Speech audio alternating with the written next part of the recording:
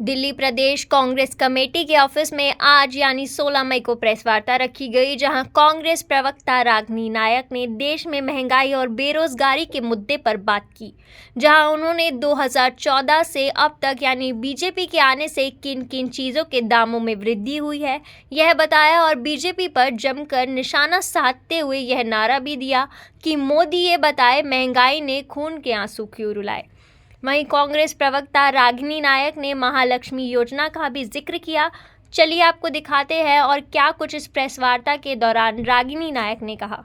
देखिए, सबसे पहले तो मैं ये कहना चाहती हूँ कि आंकड़ों का माया जाल बहुत सी बार पक्ष और विपक्ष अपने हिसाब से बिछा भी लेता है, बता भी देता है, समझाने की कोशिश करता है, लेकिन हम इन आंकड़ों को ना देखें, रोज अपने ही जीवन को देखें, जो कि मुझे लगता है कि महंगाई स्वतः देश की जनता अपने आप महसूस कर रही है। और यही कारण है कि आप भी आज अगर पेट्रोल डीजल भरवा रहे होंगे, कांग्रेस के कार्यकाल से ज्यादा खर्चा उसमें हो रहा होगा। रिपोर्टर्स तो सबसे ज्यादा बाइक पे, स्कूटर पे, इस पे और पूरी दिल्ली को छानते हैं। हम घर जाते हैं, बहुत दूध का जो हमारे महीने का खर्चा है वो भी बढ़ गया है सबका, आटे दाल का भाव सबको पता चल गया है। मैं समझती हूँ महंगाई है, महंगाई बढ़ रही है, इस पर मोदी सरकार नियंत्रण नहीं ला पा रही है, ये एक सच्चाई है। कांग्रेस पार्टी यूपीए के समय देखिए मूल मंत्र ये होना चाहिए कि जनता को महंगाई की मार पूरी न झेलनी पड़े। मैंने आपको एक उदाहरण दिया, उसी उदाहरण को मैं दोहराती हूँ कि जब अंतरराष्ट्रीय बाजार में 107 रुपये प्रति बैरल मिल रहा, $107 प्रति बैरल मिल रहा था, तो उसकी सब्सिडी को हमने बेयर किया, हमने खर्चे को बेयर किया और सब्सिडाइज करके जनता को दिया। जनता के पास जो पहुंचा वो 70 रुपये का पेट्रोल था। तो आप जब आप अर्थव्यवस्था और अर्थनीति को बनाते हैं तो इस तरह से बनाते हैं कि सारे शॉक सरकार एब्जॉर्ब करे और जनता को फायदा मिले। इनकम टैक्स स्लैब पर पिछले 10 साल में मिडिल क्लास को कितनी छूट बढ़ी है आप बताइए? 1 रुपये की छूट नहीं बढ़ी। क्यों नहीं बढ़ी? अभी मैंने आपको बताया कि आप 16 लाख करोड़ रुपया करोड़पतियों का माफ, उद्योगपतियों का माफ कर देते हैं। 22 अरबपति बन गए देश में, जबकि लाखों लखपति बनने चाहिए।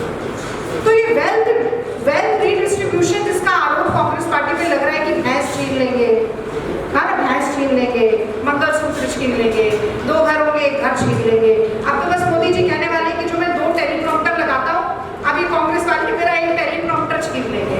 तो ये वेल्थ रीडिस्ट्रीब्यूशन नहीं होता है। ये होता है कि गरीब आदमी और गरीब ना बनता जाए, अमीर आदमी और अमीर ना बनता जाए। जो संसाधन है उसका लाभ हर किसी तक पहुंचे, वो कांग्रेस पार्टी सुनिश्चित करेगी। लोकसभा चुनाव का दौर है और इसी बीच कांग्रेस की प्रवक्ता रागिनी नायक ने यहाँ प्रेस वार्ता की और महंगाई को लेकर बात करी है। तो चलिए इनसे बात करते हैं कि कांग्रेस इस बार क्या क्या महंगाई को लेकर आ रही है, उनकी रणनीति क्या है? नहीं, हम महंगाई को लेकर नहीं आ रहे हैं। देश में जो महंगाई है उसके खिलाफ आवाज़ उठा रहे हैं। और महंगाई सिर्फ देखिए, हम जब महंगाई की बात करते हैं तो ऐसा लगता है कि सिर्फ पेट्रोल डीजल महंगा हो गया है या एलपीजी महंगी हो गई या सीएनजी, लेकिन बात यह है कि मोदी जी ने खाने पीने की चीज़ों पर भी जीएसटी लगा दिया। तो चुपड़ी रोटी खाना, दूध दही पनीर घी, ये सब लग्जरी आइटम हो गए हैं। ये आम आदमी अब रोज़ खा नहीं पा रहा है। सब्जियाँ महंगी हो गई हैं, तेल महंगे हो गए हैं, आटा दाल महंगा। वो कहते हैं ना, कहावत है आटे दाल का भाव पता चलना, तो वो मोदी जी के सत्ता में आने के बाद ही लोगों को समझ में आया। कांग्रेस इसे कैसे कम करेगी?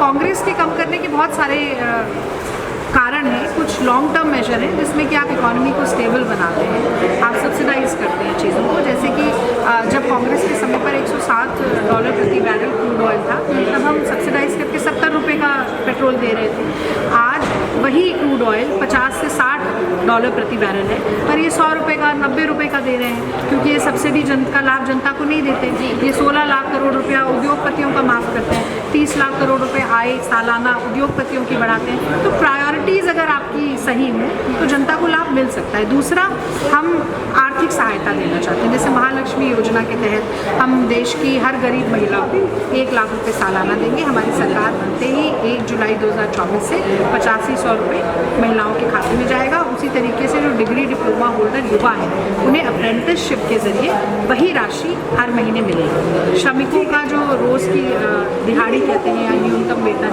वो हम 400 रुपये करेंगे। किसानों को MSP स्वामीनाथन रिपोर्ट के हिसाब से देंगे। ऐसे बहुत सारे प्रोविजंस हैं। और हाँ, सबसे महत्वपूर्ण अब 10 किलो राशन मुफ्त गरीब लोगों को मिलेगा। मतलब बीजेपी भी तो मुफ्त राशन दे रही है। बीजेपी मुफ्त राशन किसे दे रही है मुझे तो पता नहीं। मुझे लगता है उन्हीं धन्ना सेठों की तोंद खुला रही है शायद, या उनकी गोदामों में जा रहा है। क्योंकि ग्लोबल हंगर इंडेक्स में तो हम आगे बढ़ते जा रहे हैं, भूखमरी में विश्व गुरु बनते जा रहे हैं। तो ये अनाज जिसके पास पहुंचना चाहिए उसके पास तो पहुंच नहीं रहा। अमेठी में KL शर्मा इसलिए खड़े हुए हैं क्योंकि कांग्रेस डरती है कि वो हार जाएगी। देखिए, राहुल गांधी यहाँ आए कि नहीं, इस दुकान पे खाना खाया कि नहीं, इस दुकान पे लस्सी पी कि नहीं, ऐसे अपनी प्रासंगिकता बनाने वाली श्रीमती ईरानी जी के साथ बहुत बुरा हो गया। अब उनके चुनाव की तरफ कोई देख नहीं रहा है। अब वो हारे जीते जो भी हो वो एक तरीके से दोयम हो गया। वैसे जीत तो वो सकती नहीं क्योंकि ये चुनाव लोकलाइज हो गया। अब वो हवाई वाला चुनाव नहीं है कि बड़े बड़े डायलॉग मार दिए और बस अपने आप को बहुत बड़ा दिखा दिया।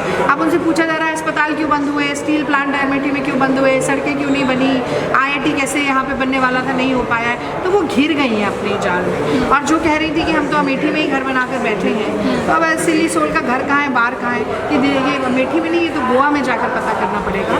तो मुझे लगता है कि दूसरे के कद तक पहुँचने के लिए लगातार कटाक्ष करने वाली स्मृति ईरानी आज जब जनता के कटघरे में खड़ी हैं बहुत मायूस है। तो हमारे साथ रागिनी नायक और आप देख रहे हैं